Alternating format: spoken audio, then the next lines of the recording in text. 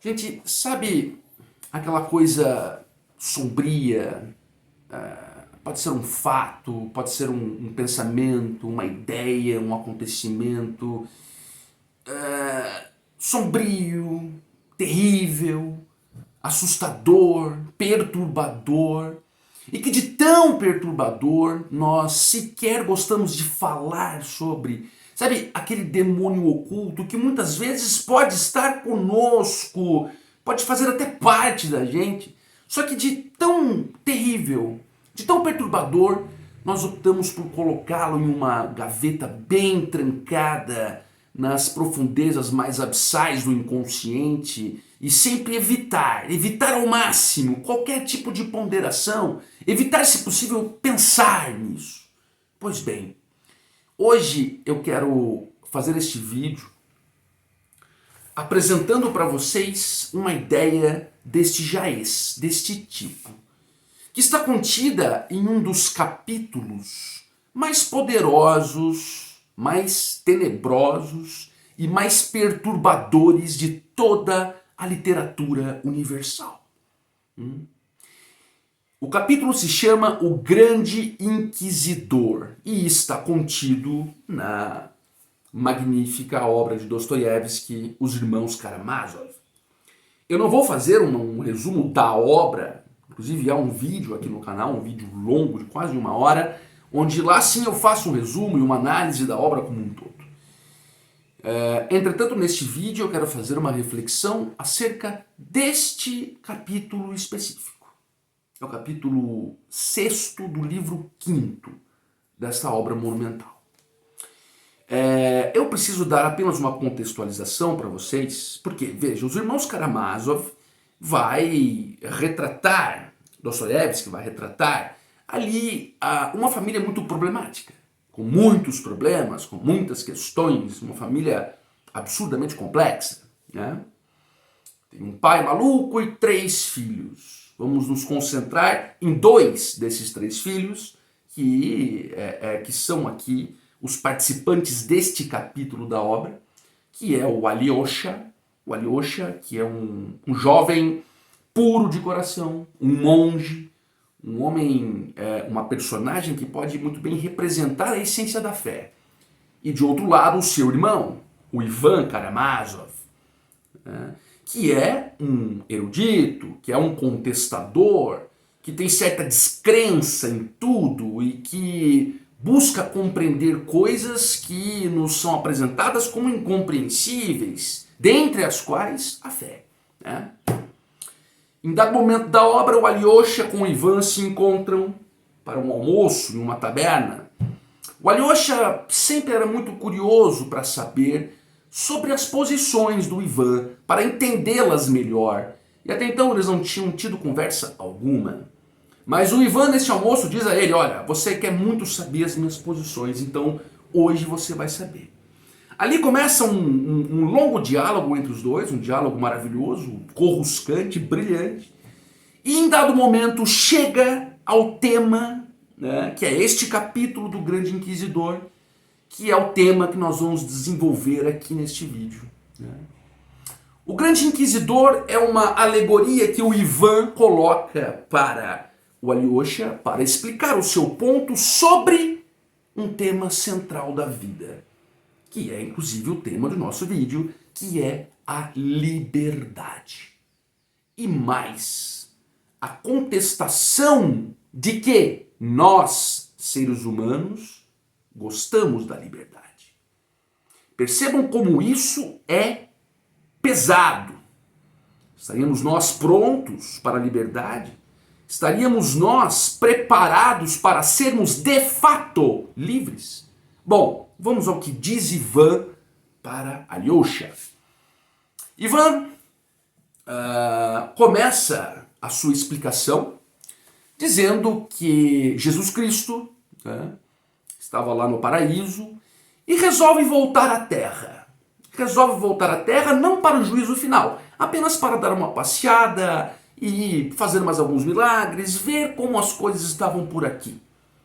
Então, Jesus Cristo volta e as multidões começam a ser envolvidas pela presença do Messias. Jesus faz mais alguns milagres, a multidão o segue.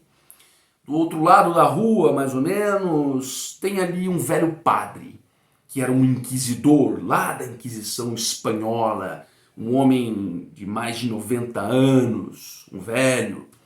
Este inquisidor fica olhando para Jesus, que voltou à terra, digamos ali, de uma forma um pouco estranha. Ele não está gostando desta volta de Jesus. Bom, para resumir, ele prende Jesus e diz para Jesus que ele não deveria ter voltado, que ele errou. Mas diz mais, e aqui vamos começar a adentrar ao ponto em que eu quero chegar com vocês. Ele diz mais, ele diz o seguinte: você errou no passado, você errou muito no passado, e eu não quero que você venha cometer novos erros. Percebam a força disso. E é importante de dizer o seguinte: Dostoiévski não está fazendo uma apologia aqui à descrença, nada disso. Tanto que depois, nos capítulos seguintes, ele vai rebater essa ideia. Mas veja a quão substantiva é esta ideia em termos de reflexão geral. Vamos dar sequência. Então, este grande inquisidor, este padre, dando ali esse sermão em Jesus Cristo, diz: olha, você não vai mais nos prejudicar aqui, porque você já nos prejudicou uma vez. Então este grande inquisidor relembra aquele fato bíblico de Jesus Cristo sendo tentado no deserto pelo diabo. Não é? E ele diz para Jesus Cristo: o diabo lhe fez 3 propostas. Você resistiu à tentação de aceitá-las e você errou em tudo. Você deveria ter aceito as 3 propostas. Primeiro, o diabo diz a Cristo: olha, transforme essas pedras que estão aqui nesse deserto em pães e todo mundo vai passar a lhe seguir, porque você vai alimentá-las. Jesus Cristo diz: não, eu não vou fazer isso porque eu estaria desta forma interferindo na liberdade destas pessoas. Essas pessoas não podem me seguir sendo compradas por pão. Depois o diabo faz uma outra proposta a Jesus Cristo: pule deste precipício e prove que és o Filho de Deus, porque você não vai morrer, os anjos lhe segurarão e você provará por meio do milagre que você é o Filho de Deus e o povo então te seguirá. Jesus Cristo uma vez mais diz: não vou interferir no livre-arbítrio das pessoas, porque elas, se quiserem, vão crer independentemente de milagres. Eu não posso comprá-las também com milagres. E mais, ele diz: eu não vou tentar ao Senhor meu Deus, tal como está consignado nas Escrituras. Bom, por fim, o diabo oferece todo o poder a Jesus Cristo. Fala: olha, tudo isso aqui pode ser seu. E Jesus Cristo, uma vez mais, nega, resiste à tentação do espírito terrível, como chama Dostoiévski, o diabo. O grande inquisidor começa a dizer, portanto, que Jesus Cristo errou em tudo isso. E ele vai colocar aqui o tema central. Você errou porque você quis dar liberdade ao povo. Você não transformou as pedras em pães porque você quis dar a liberdade para o povo, né, de não ser comprado para crer em ti. Aí foi o seu primeiro erro. Por quê? Porque o povo não quer liberdade. Porque o povo, em regra, é mesquinho. O povo, em regra, é fraco. É um povo deplorável, como está consignado na obra, e, portanto, não possuem força para serem livres. Porque a liberdade requer força. A liberdade requer uma capacidade de arcar com as consequências do próprio livre-arbítrio. Estaríamos nós, seres humanos, prontos para sermos de fato livres? Separei alguns excertos do livro, gente, para que vocês possam compreender mesmo a profundidade disso. Veja bem. Isso aqui é interessante. Veja o que diz o grande inquisidor para Jesus. Ou esqueceste que para o homem a tranquilidade e até a morte são mais caras que o livre-arbítrio no conhecimento do bem e do mal? Percebam isso. Será que nós estamos prontos para conhecer de fato o que é certo e o que é errado? Porque o livre-arbítrio nos conduzirá a isso, a tecermos juízos, a agirmos por nós mesmos verdadeiramente. E aqui diz o grande inquisidor que nós não estamos prontos para isso. Veja que quando Jesus Cristo recusa-se também a pular ali do monte, a pular do precipício para provar o seu milagre, diz o grande inquisidor, olha, você errou de novo, porque o povo quer milagre. O povo precisa de alguma coisa que o encante, que o fascine. Ainda que a liberdade não esteja em jogo, ele não quer liberdade, ele quer ser fascinado, ele quer ter alguém a quem obedecer. Portanto, está dizendo Dostoiévski, por meio do grande inquisidor, que o ser humano ele tem a necessidade de se resignar a alguém, a alguma autoridade, né? A alguém que detenha o poder final de controle, para que ele, o homem, não precise decidir as coisas. A liberdade implica necessidade de decisão. E aqui Dostoiévski está dizendo, por meio do grande inquisidor, que o povo não tem essa força e, portanto, o povo não quer de fato a liberdade, o povo quer o milagre. O povo quer ser encantado, o povo quer ser enfeitiçado, não quer ser livre.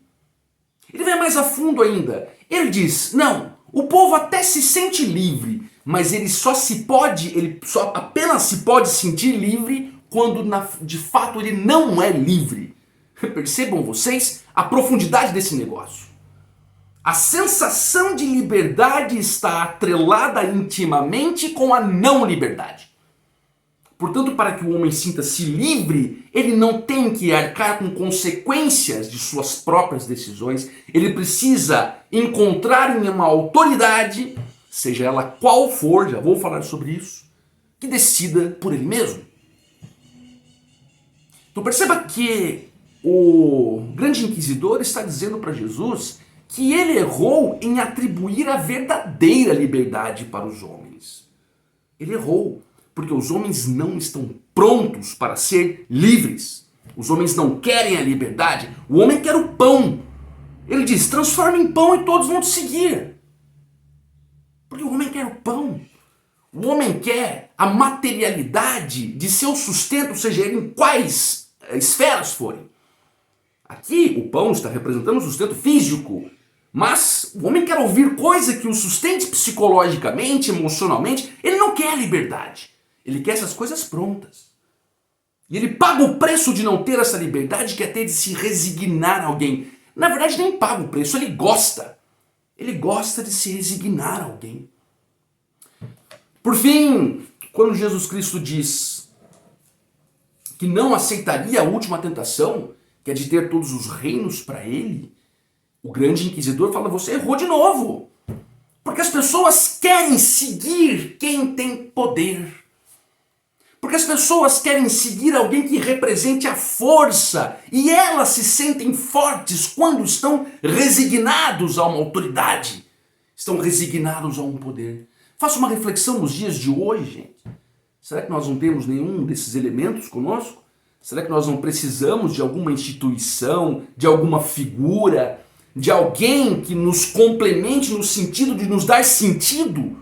Porque por nós mesmos nós não teríamos condições disso, nós mesmos não teríamos condições de sermos de fato livres. Percebam a substância deste capítulo, como Dostoiévski mexe em um ponto tão sombrio. Ele é tão sombrio porque ele revela um traço do ser humano que é muito doloroso. Isso é muito doloroso. Nós não queremos, não é que nós não sejamos livres, nós não queremos a liberdade.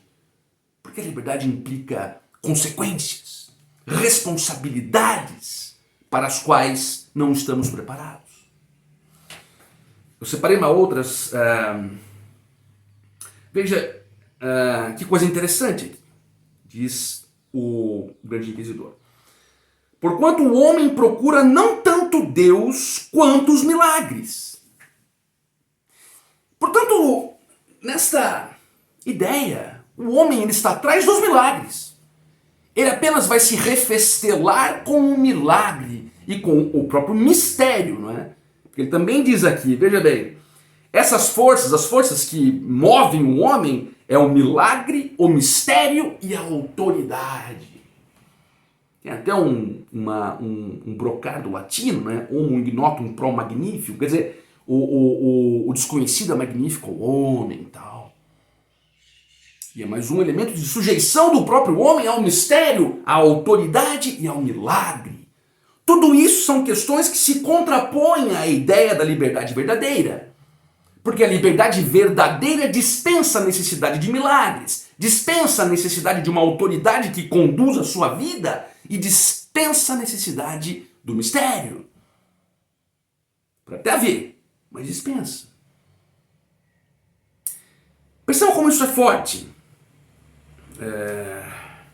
Vamos aqui pegar...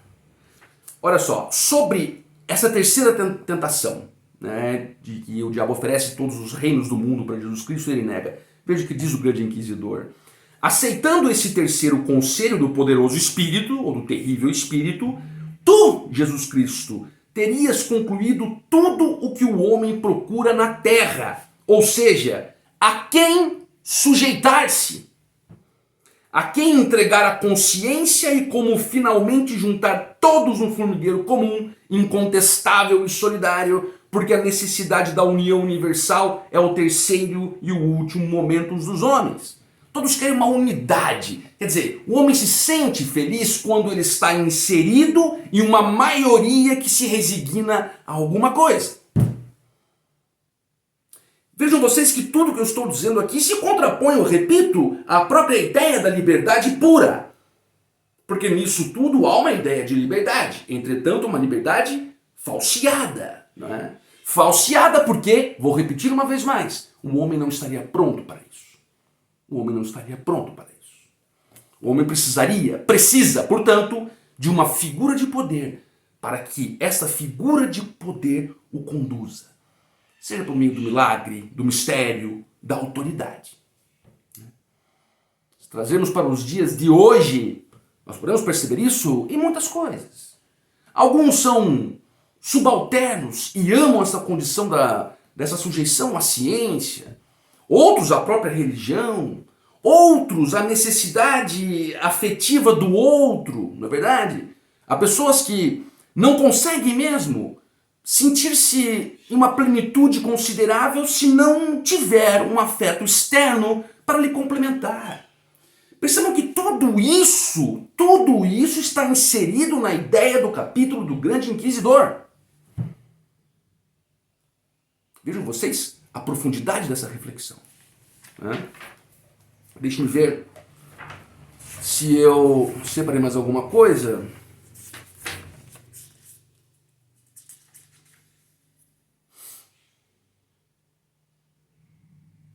Veja bem, diz também o grande inquisidor, não há preocupação mais constante e torturante para o homem do que, estando livre, encontrar depressa quem sujeitar-se. Porque, portanto, a liberdade pura traria uma tortura para o homem. Então ele tem que buscar alguma coisa para se ajoelhar, né? Ele tem que buscar alguma coisa para se resignar. Mas o homem procura sujeitar-se ao que já é irrefutável. E irrefutável a tal ponto que, de uma hora para outra, todos os homens aceitam uma sujeição universal para isso. Eu disse agora há pouco, né? O homem procura unir-se a uma multidão cujo objeto venerado seja universal. E tudo isso rechaça a ideia da pura liberdade. Estamos nós preparados para a liberdade? Somos nós realmente afeitos à ideia da liberdade como tal? Será mesmo? Fazer apenas uma observação. Dostoiévski era um ortodoxo, era um cristão ortodoxo. Aqui ele faz uma crítica também, dentre as várias críticas postas neste capítulo, há uma crítica muito importante à Igreja Católica. Porque ele depois, o grande inquisidor, representando portanto a Igreja Católica, vai dizer que Jesus Cristo, você errou, mas nós corrigimos o seu erro, porque nós impusemos a todas as pessoas a nossa autoridade e agora nós as conduzimos. E portanto agora elas se sentem livres, porque elas não precisam mais fazer nada, nós comandamos tudo, né? Então aqui veja que é uma crítica muito forte à Igreja Católica, denunciando este controle exercido sobre a humanidade, né? Esse controle religioso, etc. e tal. É um capítulo maravilhoso, é uma obra maravilhosa. Os Irmãos Karamazov é tido por muitos, inclusive por figuras como Freud, como Nietzsche, como o maior romance já escrito da humanidade. E é de uma riqueza inaudita. E este capítulo, tão perturbador, tão reflexivo, deve sempre ser lembrado, sempre ser analisado, de modo que nós façamos uma autoanálise. Estamos prontos para a liberdade? Gostamos de fato da liberdade? Gente, muito obrigado pela audiência, por acompanhar o nosso trabalho. Peço a vocês que se inscrevam no canal, que curtam o vídeo e que compartilhem e comentem, tá bom? Muito obrigado, até a próxima.